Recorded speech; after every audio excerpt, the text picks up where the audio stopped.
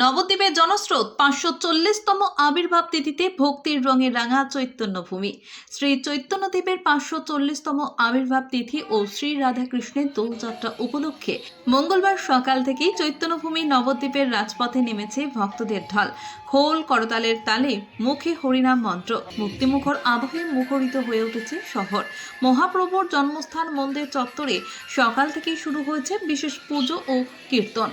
বিভিন্ন মঠ, মন্দির ও ধর্মীয় সংগঠনের উদ্যোগে শহরের প্রায় প্রতিটি মোড়ে আয়োজন করা হয়েছে মহাপ্রভু ও গোপাল পুজো। পাশাপাশি একাধিক স্থানে ভান্ডারার আয়োজন ঘিরে ভক্তদের উৎসাহ ছিল চোখে পড়ার মতো। দুপুর গড়ানোর সঙ্গে সঙ্গে রাজপথে ভিড় আরও বাড়ছে। প্রশাসনের পক্ষ থেকে নিরাপত্তায় কড়া নজরদারি রাখা হয়েছে গোটা শহর জুড়ে। ভক্তদের বিশ্বাস, এই পবিত্র তিথিতে মহাপ্রভুর আশীর্বাদ লাভেই নবদ্বীপে প্রতি বছর এমন জনসমাগম। দোলের রঙে আর ভক্তির আবেশে আজ যেন একাকার চৈতন্যধাম নবদ্বীপ।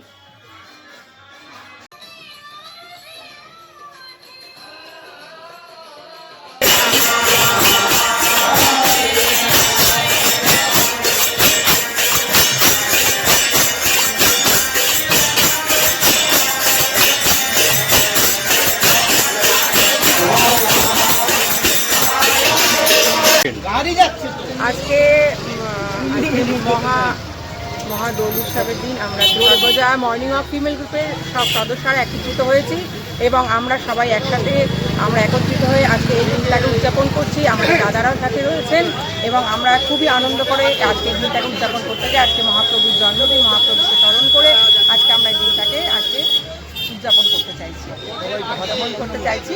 সবাইকে দোল পূর্ণিমার আন্তরিক শুভেচ্ছা এবং সবার দোল পূর্ণিমা খুব ভালো কাটুক, আগামী সবাই ভালো কাটে।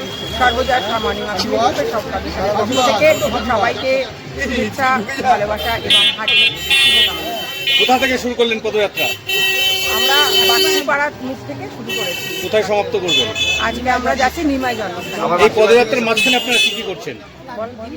আমরা লাড্ডু বিতরণ করলাম, তারপরে লজেন্স দিলাম আর আবির মাখালাম সবাইকে। সবাই একসাথে এক জায়গায় মিলিত হলাম, নাচ গান করছি এবং তার সাথে সাথেও আমরা আনন্দ করতেও যাচ্ছি এবং আগামী অনেক পরিকল্পনা আছে। আগামী দিনেও আমাদের সর্বজয়া মর্নিং ওয়াক ফিমেল গ্রুপের জন্মদিন আছে আগামী 27শে মার্চ। সেখানেও আমরা একটা বড় সড়ো একটা পরিকল্পনা আছে আমাদের এবং আমরা আপনাদের সবাইকে আমাদের সাথে চাইছি। নমস্কার। জয় জগন্নাথ।